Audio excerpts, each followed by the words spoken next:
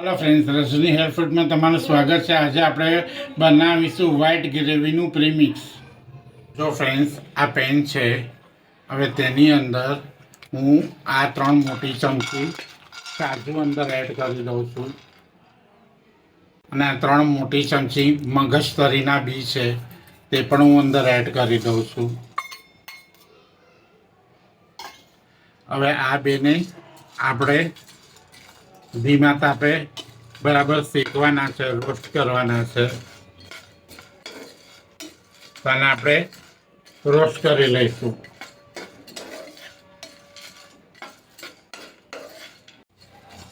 તો જો ફ્રેન્ડ્સ, આ મગજતરી અને કાજુ આપણા બે રોસ્ટ થઈ ગયા છે।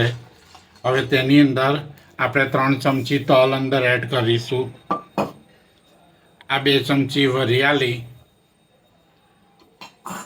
ને આ મરીનો અધકચરો પાવડર છે તે પણ અંદર એડ કરીશું આપણે। આ મેં 10 નંગ મરી લીધેલા છે। હવે આને પણ આપણે બધું બરાબર રોસ્ટ કરી લઈશું। તો જો ફ્રેન્ડ્સ, આ બધું આપણું બરાબર રોસ્ટ થઈ ગયું છે।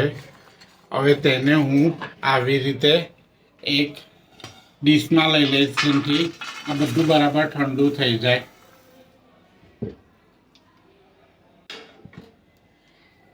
તો જો ફ્રેન્ડ્સ, આને આપણે એકદમ ઠંડુ કરવાનું છે।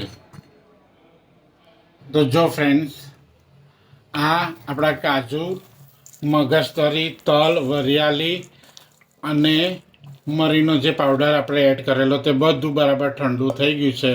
હવે આ બધું મિક્સર જારમાં અંદર એડ કરી દઈશ। હવે તેની અંદર હું આ 1 ચમચી કસૂરી મેથી અંદર એડ કરું છું।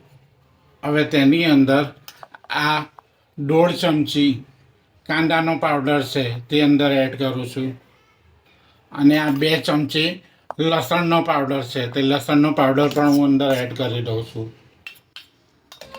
અને આ 3 ચમચી કોર્નફ્લાવર છે તે કોર્નફ્લાવર પણ હું અંદર એડ કરી દઉં છું।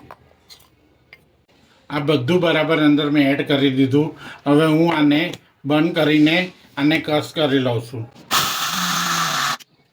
તો જો ફ્રેન્ડ્સ, આ બધું આપણું બરાબર કશ થઈ ગયું છે।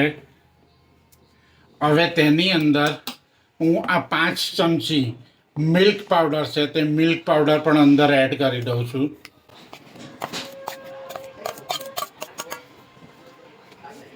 અને આને પણ અંદર કરી અને આને પણ એકવાર હું કશ કરી લઈશ।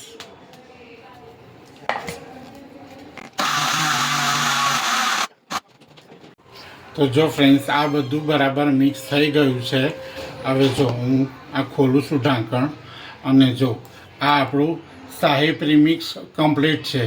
તો તમે પણ આવી રીતે શાહી પ્રીમિક્સ તમારા ઘરે બનાવો। તો જો ફ્રેન્ડ્સ, આ આપણું શાહી વ્હાઈટ ગ્રેવીનું પ્રીમિક્સ તૈયાર છે। હવે આને હું છે ને આવી રીતે એક બાઉલમાં લઈ લઉં છું। જો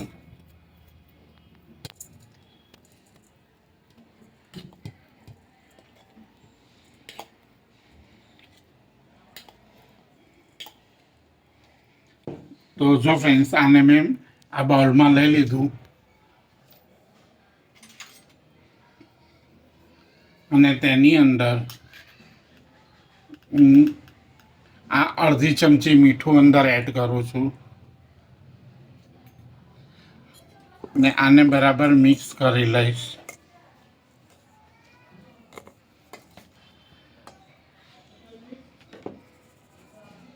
તો જો ફ્રેન્ડ્સ, આ આપણું શાહી પ્રીમિક્સ કમ્પ્લીટ છે। તો તમે પણ આવી રીતે શાહી પ્રીમિક્સ તમારા ઘરે બનાવજો અને મારી આ રેસીપી કેવી લાગી તો તમે કોમેન્ટ બોક્સમાં જણાવજો। અને તમે મારી ચેનલ રજની હેલ્ધી ફૂડને લાઇક નહીં કર્યું હોય તો તમે મારી ચેનલને લાઇક કરજો, સબસ્ક્રાઈબ કરજો અને બેલ આઇકન દબાવજો જેનાથી તમને મારી હરેક નવી રેસીપી મળતી રહેશે। Thank you friends.